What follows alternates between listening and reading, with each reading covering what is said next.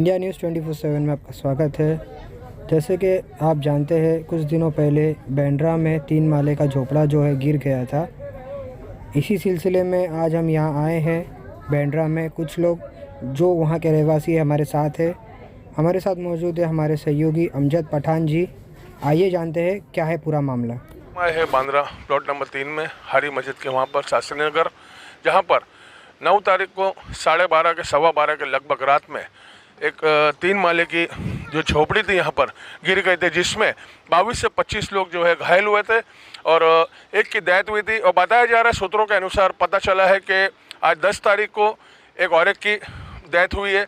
आइए पूरी घटना के बारे में हमारे साथ कुछ लोग जुड़े हुए हैं, उनसे जानते हैं कि आखिर में पूरा मामला जो हुआ था वो किस वजह से हुआ था और कैसे हुआ था। भाई, आपका क्या नाम है? मेरा नाम है संजय मगरे। संजय मगरे जी, क्या पोस्ट के ऊपर हो आप? मैं यहाँ शास्त्री नगर झोपड़पट्टी बचाओ समिति का मैं अध्यक्ष हूँ। आखिर में जो पूरे जो मामला जो हुए थे रात 12:15 के दरमियान में, पूरा घटना क्या थी, इस बारे में बताइए।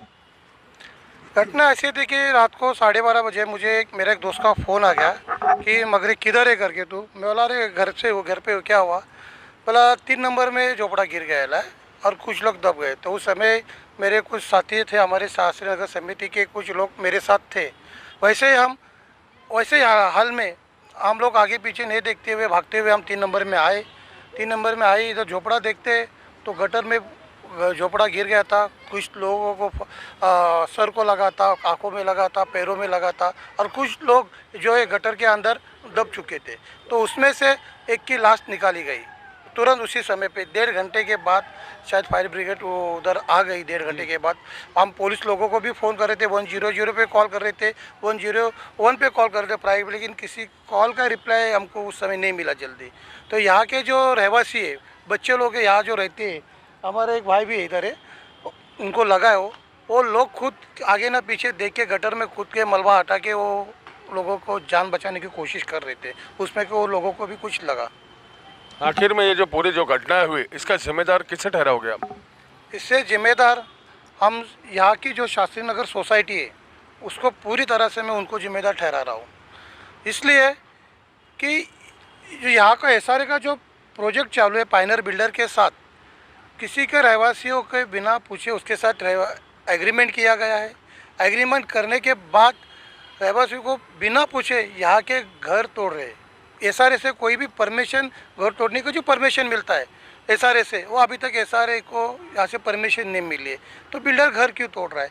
इसके बारे में हमने पुलिस चौकी में भी 3 बार लेटर दिए। हमारे शास्त्री नगर के जो सोसाइटी के लोग हैं, उनसे भी हमने बार बार बोले कि भाई आप घर मत तोड़ो, आपको अगर करना है तो उसको लॉक कर दो। और घर तोड़ने से हमारे जो घर है एक दूसरे को जॉइंट घर है, एक का घर टूटेगा तो साजी के दूसरे घर को नुकसान हो सकता है। इसी तरह हमारे 2 भाइयों का घर का नुकसान बड़ा हो चुका था, हमने वो उनसे बनवा के लिए। अभी एक भाई का हमारा घर अभी भी बनना बाकी है। 6-7 महीने से वो उनके पीछे लगा है, सोसाइटी के और बिल्डर के पीछे, लेकिन उसका घर नहीं बनने देंगे। वो 1 नंबर में उसका घर है। क्या नाम है बिल्डर का? बिल्डर का रफीक मंडेरा, पायनर डेवलपर।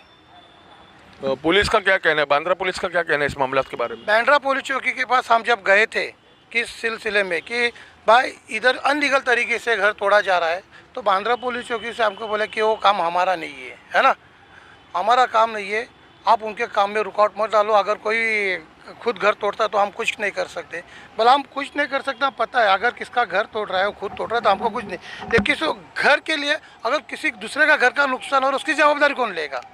हमने वो सवाल भी किए, तो उसकी जवाब हमको कोई चौकी से नहीं मिला। और ये घर तोड़ने के कारण एरिया में अभी गंदगी भी बहुत फैल गई, क्योंकि मलबा वो लोग ने उठाया नहीं, तोड़ा हुआ। अभी बारिश का दिन है, क्या नुकसान होगा क्या नहीं पता। अभी अल्लाह जाने, खुदा जाने आगे क्या होगा अभी। अच्छा, बिल्डर के ऊपर कुछ एफआईआर वगैरह कुछ ऐसा दर्ज किया गया बांद्रा पुलिस स्टेशन के अंदर? आज हमने हमारे समिति के जरिए डीसीपी साहब से मिल के आए ले, तो उन्होंने हमको बोला है कि भाई 304 कलम बिल्डर के ऊपर लगा दिया गया है। नॉन अवेलेबल है, लेकिन पूरी जांच किए उसकी जाएगी एसआरए से, या उसे लीगल है अनलीगल है, वो तोड़ा अनलीगल है क्या है, जो परमिशन है क्या नहीं, उससे पूरी जांच करके उसको अरेस्ट किया जाएगा। पुलिस ने अभी तक मतलब अरेस्ट नहीं किया? अभी तक पुलिस ने उसको अरेस्ट नहीं किया और न किसी को कार्रवाई की। हम तो बोलते हैं सिर्फ बिल्डर ही जिम्मेदार नहीं है इसकी, जो सोसाइटी सोसाइटी को यहाँ के रहवासी ने माए बाप बना के खड़ा कर दिया था, पालक बना के खड़ा दिया था। उन्होंने उसका मिस यूज़ करके बिल्डर को यहाँ की बस्ती बेच दी और हम लोगों को पता भी नहीं हमारी बस्ती बेची, और वो बेचने के बाद वो बिल्डर अपना चला रहा है। तो इसके जरिए में जो भी प्रशासनिक आदेश आ रही है, BMC भी उसमें आ रही है। ये जो झोपड़पट्टी तोड़ रहे हैं उसका सर्वे, टूटे हुए झोपड़पट्टी का सर्वे यहाँ का कॉलोनी ऑफिसर भी करके जा रहा है। क्यों करके जा रहा है? बराबर, अगर झोपड़पट्टी SRA में आई है, LOI उसको बिल्डर को दिया है, तो कॉलोनी ऑफिसर टूटे हुए झोपड़पट्टी का सर्वे क्यों कर रहा है? अनलीगल तरीके से झोपड़े जो टूटा उसका सर्वे क्यों कर रहा है कॉलोनी ऑफिसर? तो उसके पीछे भी राज होना चाहिए। उसके ऊपर भी हमने बायोमेट्रिक सर्वे के लिए वो मांग की है कि बायोमेट्रिक सर्वे करो, लेकिन वो इंडिविजुअल आके सिर्फ 1-2 जन को आके सर्वे करके जा रहा है। इस किस बदौलत कर रहा है? हमको समझ में नहीं आ रहा है कि भाई इसमें BMC भी सपोर्ट है बिल्डर के लिए। तो हम चाहते हैं सिर्फ बिल्डर ही अंदर ना जाए, बिल्डर के ऊपर ही केस ना हो जाए।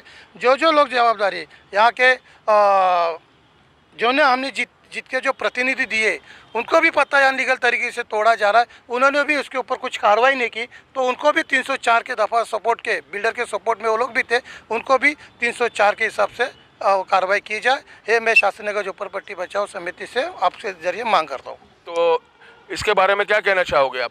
सबसे पहला मसला ये है, जिन दोनों के लड़कों की डेथ हुई है उनके घर वालों को उनको इंसाफ मिले, क्योंकि वो यहाँ के हैं नहीं, वे बेचारे बिहार से बंगाल से यहाँ काम करने आते हैं। दोनों परिवारों को उसका मुआवजा मिले, क्योंकि वापस तो आ नहीं सकते, जो हुआ सो हुआ बस। और ये जो मामलात हैं, बिल्डर अगली बार जब भी कोई घर तोड़े या खरीद के जो भी करता है, उसकी परमिशन उसके पास होनी चाहिए। और SRA उसको परमिशन जब ही दे जब उसके पास पूरा पेपर हो। उसके बाद ना तो IOAD है, ना ही LOD है, कुछ भी नहीं है उसके बाद। और हमने जब भी उससे मांग की है सोसाइटी से, उससे पेपर देखने के बाद में, तो उन्होंने पेपर के बारे में हमें कोई दिया नहीं, और पेपर कभी उन्होंने हमें दिखाई नहीं। सिर्फ वादा किया है हम दिखाएंगे, बाकी दिखाए नहीं आज तक।